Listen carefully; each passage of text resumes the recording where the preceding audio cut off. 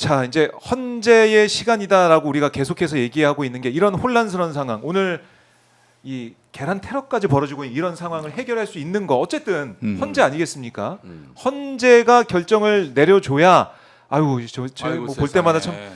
정말 이게 세게 던진 거. 그리고 이게 날계란뿐만 아니고 찐계란. 예. 이게 찐계란은 흉기죠. 그러니까 그걸 또 던졌다는 거예요. 그것 때문에 너무 아프다는 겁니다. 백혜련 의원하고 제가 전화 인터뷰도 했었는데 네. 그게 너무 아프다는 거예요. 예. 참 이게 어떻게 저 경찰이 민주사회에서 한 짓이에요. 경찰이 한 짓이 아니라 경찰이 막지 않아서 벌어진 그러게 일이에요. 말입니다. 저거. 예. 대응을 제대로 하지 않고 있었다. 네. 앞에 있었던 건너편에 인도에 다 이 부부젤라 불면서 이 구구들이 다 있었거든요. 네. 그 사람들을 그냥 놔둔 거죠. 그러니까 방치해 둔 거죠. 그야말로 그냥 방치해 놨는데 거기서 예상하지 못했던 이 계란, 달걀 테러가 일어났습니다. 근데 지금이야 예. 뭐 계란 정도라고 한다면은 이제 다음 주쯤 되면은 네.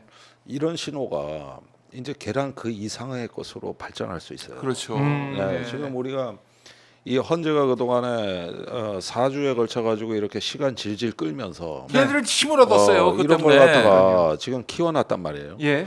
그리고 요즘 댓글이 뭐 얼마나 험악합니까, 아. 솔직히 말해서. 예. 그러니까 지금 이 헌재가 어떤 정치에도 책임 정치란 게 있는데 네. 사법에는 왜 그런 덕목이 없느냐는 거예요. 이 헌재가 지금 뭘 착각하고 계시는 것은 자기들 방어에 대한 어떤 그 저기 법리를 갖다가 문장화하고 이렇게 하는 거 못지않게 국가에 대한 책임이라고 저는 생각합니다.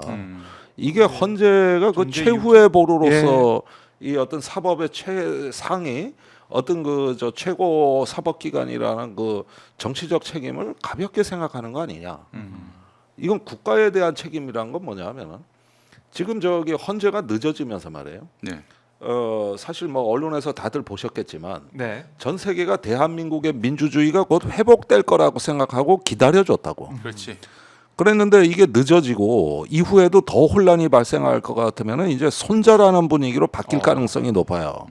그게 이번에 의심국가 지정이라든가 그래요. 미국 국방장관 방한 취소라든가 예. 최상목이가 저 트럼프 취임한 지 2달이 되도록 전화 한 통 못하는 거라든가 모든 협력회의, 협조회의, 소통 창구가 다 마비야 마비. 이거는 지금 못해요, 우리를 국가가. 국가로서 상대 안 하는 거거든요. 네. 이런 부분들에 대해 가지고 정치권과 사법기관이 책임을 안 느낀다면 이게 무정부국까지 이게 어디 정부가 있는 나라라고 할 수 있습니까? 우리가 요구하는 거는 그 헌법재판소가 왜 존재하고 거기서 어떤 책임을 진다는 부분을 이거는 네.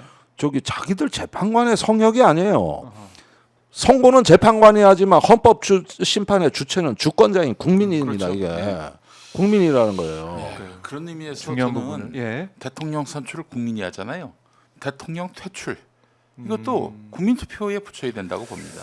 아니 말입니다. 결국에는 지금 이게 보니까 예. 뭐 헌법과 법률을 위반했는데 그거에 대해서 그 중요성 그 또 뭐랄까 그 위험성이라고 하나요? 그 저기 중대성, 중대성. 중대성을 이제 가늠하고 판단하는 것이 네. 헌재의 역할이라고 하는데 지금까지 뭐 야당이 제기했던 이런 탄핵은 다 지금 기각을 시켰단 말이죠. 예. 저는 국민에게 물어야 된다고 생각합니다. 예, 특히 대통령권은 뭐 다른 거는 뭐 몰라도 대통령권에 대해서는 뽑았는데, 예. 대통령권에 대해서는 심사는 하고 심사 결과 발표하고 네. 국민 투표를 통해서 결정해야 된다고 봅니다. 이 지금 이 국민들이 결정하지 않고 지들이 마음대로 결정한다는 것 자체가 예. 아니 벌써 얘네들은 승복 안 할 태세잖아요. 예. 예. 뭐 그렇죠. 국민 투표로 하면 깔끔하게 끝날 사안이에요. 누가 여기에 대해서 반기를 들고 또 부정 얘기할 수 있겠죠. 부정 선거 운운할 수 있겠지만은 예. 저는 이거는 그러니까 참 재밌는 차제의 어떤 개선이 필요하다. 예. 예. 이번에 바꿔내야 이게 된다. 이 선고 결과에 재판소를 존중하고 그 재판관들한테 우리가 그래도 인간적인 예의는 다 지켰다고 생각하거든요. 그렇죠. 민주주의정은 그렇죠. 예, 예. 저쪽은 뭐 밟아 그러지만 우리가 그렇게는 얘기 안 해요. 부서라 뭐 그랬죠. 그러니까 아직도 우리가 기다리면서 속 터진다 그러지만은 헌법재판소의 권위를 존중하고 있어요. 그다음에 법을 지키라고 얘기하고 있습니다. 네. 이러면서 과거에 이런 저기 보수가 강조하던 법치주의의 덕목이 진보 쪽으로의 아젠다로 옮겨왔고 그렇네요. 저쪽은 선거도 부정합니다. 부정선거 그다음에 얘기를 하고 있고 저기 헌재 재판도 여차하면 뒤집어 엎으려고 압박을 가하고 있어요. 국민저항권 얘기를 계속하고 있고 서부지법에 난동을 네. 했습니다. 폭풍 이게 사태. 국회 저기 개헌 폭동을 하고 난 이후에 벌어지는 일련의 사안들이 이게 일종의 어떤 법치를 파괴해 가지고 대한민국을 무정부 상태로 가고 싶은 거예요. 그래야 자기들이 이렇게 법에서 허용되지 예. 않는 뭐 국민 저항권이라는 이름을 떡붙이는 이래 일탈된 권한을 행사할 수 있는 공간은 일종의 어떤 그 무정부 상황, 그것이 어떤 전면적이든 제한적이든 간에 그 상황에서 그래도 자기들 존재감을 보여줄 수 있다는 계산입니다. 그러다 보니까 공교롭게도 네. 과거에 보수의 덕목이자 품격이었다고 하면 법치와 규범, 이걸 이제 진보가 그러게요. 의제화하고 있다는 거예요. 진보가. 맞아요. 국민의힘은 결국 이게 세상이 뒤집힌 게 이겁니다. 그리고 네. 저쪽은 극우로 가면서 예. 기존의 어떤 정치권에서 진입장벽에 막혀가지고 제도권 안으로 들어오지 못하던 그 극우. 그러니까 전부 장애 세력이 헤게모니를 잡고 보수를 하이제킹 해버리는 거죠. 그렇지. 예. 지금 저 국민의힘은 이렇게 해가지고 대의 정치가 무너진 거고 예. 국민의힘 의원들 스스로가 국회를 해산하자고 얘기하고 있습니다. 윤상현이가 그런 자, 말을 했어요. 그렇게 하고 있는 거죠. 그러니까 예. 이게 우리가 이 간접민주주의, 대의정치, 법치, 규범 이런 보수적 의제에 대해 가지고 우리는 비판적 지지를 해왔는데 사실은 어느 순간은 우리가 그걸 수호하는 세력이 되거든요. 였단 말이에요. 이게. 그렇게 말입니다. 아, 정말 그리고 저쪽은 그걸 부정하는 말이죠. 네. 이러는 이제 그 역설적 현상이 나온 겁니다 지금. 지금 그러니까 아까 사법 카르텔 얘기를 말씀하셨는데 네. 그 국민의힘이 이대로 야당 되게끔 하지는 않을 것이다.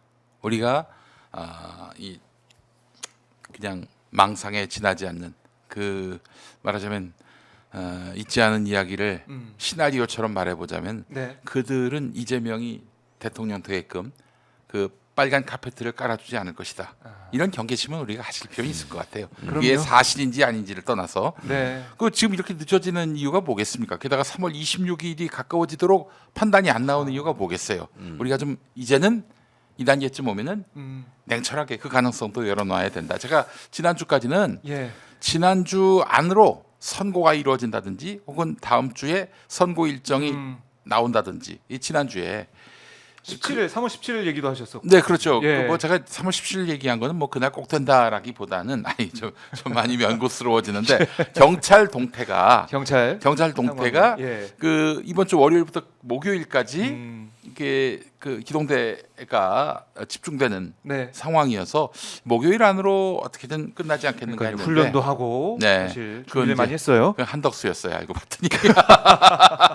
예, 어쨌든 예. 어쨌든 분명한 것은 이렇게 3월 26일 전으로 결정이 된다는 것은 뭔가 큰 그림이 보이는 측면도 저쪽에. 있습니다. 큰 예. 그림이 보이는 측면도 있는데 예. 그러나 우리 사회가 어떤 특정한 기득권 세력에 의해서 그 판이 짜여지고 거기에 국민들이 마치 그 장기판에 네. 그 말처럼 그렇게 움직이는 존재들이 아니라는 것들을 우리는 곧 확인하게 될 겁니다. 예. 그러게요.